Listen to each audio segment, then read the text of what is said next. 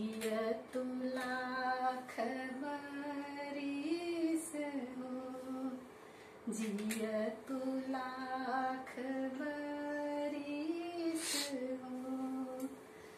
राखी का धागा बांधी तोहरी कलैया, माथे लगाई टीका लेके बलैया।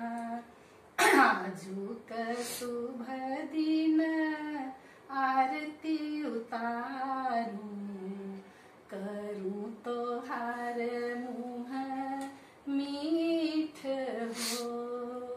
रखिया बंधा ले भैया सावन आए, जिय तू लाख बरिस हो।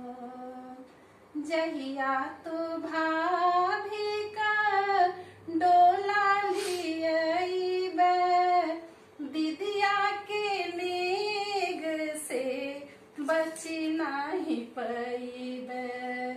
अचरा में भरी भरी लेबे रुपैया, गाँव लेब 10-20 हो। रखिया बंधा ले भैया सावन आए, जिय तू लाख बरिस हो। राखी का लाज देखो हरदम निभाई हो, दिदिया के प्यार को कभी ना भुलई हो।